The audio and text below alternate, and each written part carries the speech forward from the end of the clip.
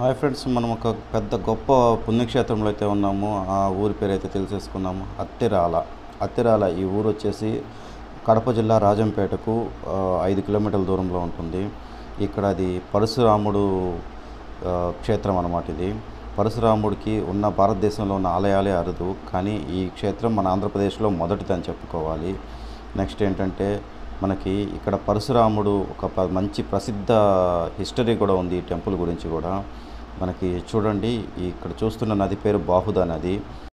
తన తండ్రి ఆజ్ఞ అనుసారం తన తల్లిని చంపిన తర్వాత, హత్య చేసిన తర్వాత ఆ పాపాన్ని పోగొట్టుకునేదానికి రకరకాల పుణ్యక్షేత్రాల్లో, నదుల్లో స్నానం చేస్తూ వచ్చాడు. అతని గొడ్డలి అనేది అతని చేతికే అంటుకొని పోయి ఉందన్నమాట. దానివల్ల తర్వాత ఏంటంటే ఈ బాహుదా నది, ఇప్పుడు చెయ్యేరు అంటారు, ఈ బాహుదా నదిలో స్నానం చేసిన తర్వాత ఆ హత్య అనేది రాలిపోయింది. అంటే పోయిన చోటు, హత్య చేసిన పాపం రాలిపోయిన చోటు కాబట్టి హత్యరాలగా అంటారు. అది కాలక్రమేణా అత్తిరాలగా స్థిరపడింది అనమాట. ఇక్కడ శివకేశవులిద్దరూ ఒకటే కొండ మీద కొలువై ఉంటారు. శివకేశవులిద్దరూ కూడా కొలువైన ప్రదేశాలు మనకు చాలా అరుదనమాట. శ్రీ మహావిష్ణువు గదాధర స్వామిగా మనకి కొలువై ఉంటాడు, పూజలు అందుకుంటున్నాడు. ఇంకా కింద చూసుకుంటే పరశురాముడి ఆలయం ఉంటుంది, కొండపైన చూసుకుంటే శివకేశవుల ఆలయాలు ఉంటాయి. మహాశివుడు మాత్రం త్రేతేశ్వర స్వామిగా ఇక్కడ పూజలు అందుకుంటున్నాడు. ఈ టెంపుల్ వచ్చేసి మహామునులు, పెద్ద పెద్ద మహర్షులు తపస్సు చేసిన ప్లేస్గా అందరూ భావిస్తుంటారన్నమాట. ఇక్కడ వచ్చేసి ఎంతోమంది మహామునులు యాగాలు చేశారు, పుణ్యఫలాన్ని పొందారు. ఇక్కడ వచ్చిన పరమశివుడు వచ్చేసి ఎంతో కరుణమూర్తిగా ఉంటాడు. శివలింగ రూపమై దర్శనమిస్తాడు మనకి. ఓల్డ్ టెంపుల్ చూడండి, చాలా ఓల్డ్ టెంపుల్. ఇక్కడ రాజగోపురం చూడండి మీరు. రాజగోపురం అయితే అంటే ఈ టెంపుల్ అయితే 2005లో నిర్మించారు. ఈ రాజగోపురం చూడండి, ఇదైతే మనకి ఆ పాత కాలానికి చెందిన టెంపుల్ అనమాట. 10వ శతాబ్దంలో కట్టించారని చెప్పేసి మనకు శాసనాల ద్వారా తెలుస్తుంది. 10వ శతాబ్దంలో. అంతకుముందు అయితే ఈ టెంపుల్ కృతయుగం నాటిదని చెప్తున్నారన్నమాట. ఇక్కడ ఆంజనేయుడు కూడా కొలువుదీరి ఉంటాడు గదాధర స్వామి గారి గుడిలో. స్వామివారు నిత్య పూజలు అందుకుంటుంటాడన్నమాట. కానీ పరశురాముడి ఆలయం మాత్రం ఇక్కడ పురాతత్వ శాఖలో విలీనం చేసుకొనున్నారు. చూడండి, గాలిగోపురం చాలా ఓల్డ్, 10వ శతాబ్దానికి చెందిన గాలిగోపురం ఇది. చాలా మహిమ గలది. ఒకప్పుడు దిదిప్యమానంగా వెలిగినదనమాట. ఇక్కడ ఈ స్వామి పాద గయ ఉంది కదా, గయలో ఒక కాలు, ఇక్కడ ఒక కాలు పెట్టడం వల్ల గయలో పుణ్యకార్యాలు చేస్తే ఎంత పుణ్యం వస్తుందో ఇక్కడ కూడా అంతే పుణ్యం వస్తుందని చెప్పేసి చనిపోయిన వారికి, పెద్దవాళ్ళకి కానీ ఇక్కడ మనకి బాహుదా నది వద్దకు వచ్చి పిండ ప్రదానం చేస్తే కూడా అంత పుణ్యం వస్తుంది అనేసి పేరు ఉందన్నమాట. ఇక్కడ చూడండి, అమ్మవారి టెంపుల్ కూడా చూపిస్తాను. ఒక శక్తి అమ్మవారు ఉన్నారు. ఇక్కడైతే మనకి పేరైతే లేదు అమ్మవారి పేరు. చూడండి, అమ్మవారి మూర్తులు కూడా నేలలోకి బూడుకొని ఉన్నాయన్నమాట.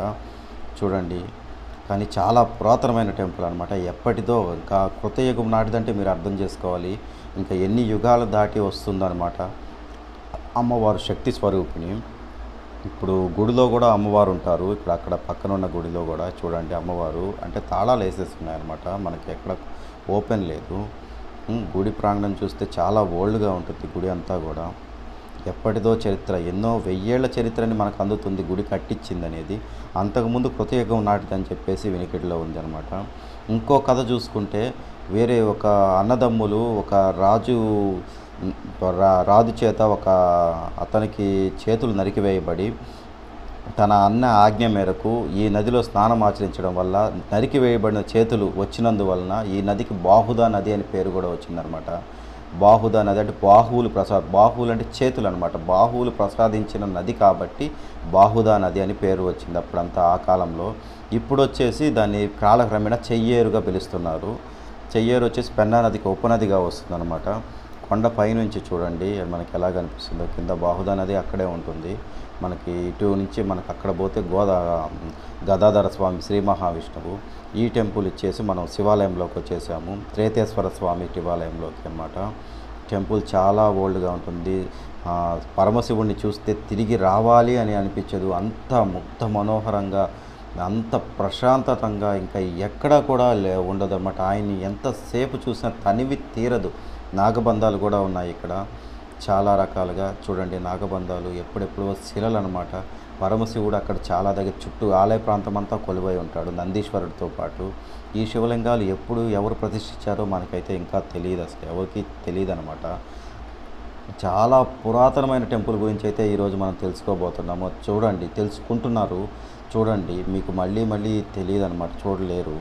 ఈ టెంపుల్కి వెళ్ళాలంటే మనము కడప జిల్లా నుంచి రాజంపేట వెళ్ళి రాజంపేట నుంచి చిట్వేలి దారిలో వస్తుందన్నమాట. ఇటు నెల్లూరు నుంచి అయితే చిట్వేలి దాటిన తర్వాత రాజంపేటకి వెళ్ళే దారిలో వస్తుంది. 5 కిలోమీటర్ల రాజంపేట దగ్గరలో లోపలికి వస్తుంది. హత్తిరాల అంటారు. దీని పూర్తి పేరు అయితే హత్యరాల. హత్య రాలిపోయిన చోటు కాబట్టి హత్యరాల అనే పేరుతో హత్తిరాలగా ఇప్పుడు స్థిరపడి ఉందన్నమాట పేరు. 1000 ఏళ్ల చరిత్ర అనమాట ఈ ఆలయానికి. రాజగోపురం చూడండి, పరమశివుడు ఉండే ప్లేస్ అనమాట, టెంపుల్ అనమాట ఇది. లోపల టెంపుల్ లోపల కూడా చూడండి, మనమైతే అంతా చూపిస్తున్నాము. ఓకేనా ఫ్రెండ్స్, అంతా నీట్గా చూడండి ఎలా ఉంటుందో. అమ్మవారు కొలువై ఉంటారు. మొదటగా ఆలయంలోకి వెళ్ళంగానే అమ్మవారు తర్వాత అయ్యవారు అనమాట. అమ్మవారు దర్శనం చేసుకొని కొంచెం ముందుకు వెళ్ళంగానే కుమారులు ఉంటారన్నమాట. అటు ఇటు కూడా ఆలయానికి వినాయకుడు, సుబ్రహ్మణ్య స్వామి, లోపల మాత్రం ఆ పరమశివుడు చూడండి. ఒక్కసారి చూసిన వెంటనే పరమశివుడిని మనకి 1000 జన్మల పాపాలు కూడా తొలగిపోయినంత మనశ్శాంతి లభిస్తుందన్నమాట. ఆయన్ని చూడంగానే చూపు తిప్పుకోలేనంత అందంగా ఉంటాడు పరమశివుడు. అయితే ఎంత చూసినా బయటికి రావాలి అని అయితే అనిపించదు. కాకుంటే దర్శనం మాత్రం ఎంతసేపైనా చూసుకోవచ్చు. మనం ఇష్టం వచ్చినంతసేపు. అయితే మనుషుల పెద్ద జనాలు తాకిడైతే ఉండదు, చాలా ప్రశాంతంగా ఉంటుంది. చాలా పురాతనమైన టెంపుల్, చాలా ఓల్డ్. కృతయుగం నాటిదైతే మీరు అర్థం చేసుకోవచ్చు.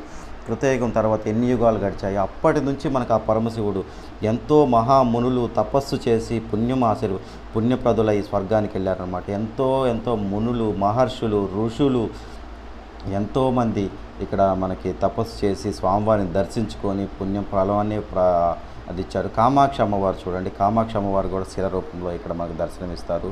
అంటే స్వామివారి టెంపుల్ పక్కన ఉంటుందన్నమాట అమ్మవారి టెంపుల్ కూడా. చూడండి, రాత్రి సమయంలో చీకటి పడిన తర్వాత అంత కొండ అందాలు చూడండి. ప్రకృతిలో మైమరిచిపోతామన్నమాట ఆ టెంపుల్ చూస్తుంటేనే. ఆ పుణ్యంతో పాటు ప్రకృతి, మనశ్శాంతి అన్నీ కూడా దొరకాలంటే ఒక్కసారి హత్తిరాలకు వెళ్ళండి, స్వామివారిని దర్శించుకోండి. మీకు సకల పాపాలు తొలగుతాయి, సకల ఆయురారోగ్య ఐశ్వర్యాలు లభిస్తాయి. గదాధర స్వామి టెంపుల్ చూడండి, దూరం నుంచి మనం దిగి వెళ్తున్నాం అనమాట. ఇంత చూశారు కదా మొత్తం. ఇంకా ఒక్కసారి మీరు చూడాల్సిన వెంటనే తనివి తీరుతుందనమాట. చూడండి, కొండపై నుంచి బాహుదా నది అందాలు చూడండి, ఎంత నిశ్చలంగా, ఎంత ప్రశాంతంగా ఉంది. ఒకప్పుడు స్వాములు, ఋషులు ఎంతోమంది స్నానం ఆచరించిన ప్లేస్ అనమాట అది. చూడండి, ఈరోజు మనం చూస్తున్నామంటే అదేనా అని ఒక అనుభూతి మనకు చెందుతుందనమాట. ఓకే ఫ్రెండ్స్, మరిన్ని విషయాలు మళ్ళీ కలుసుకుందాం.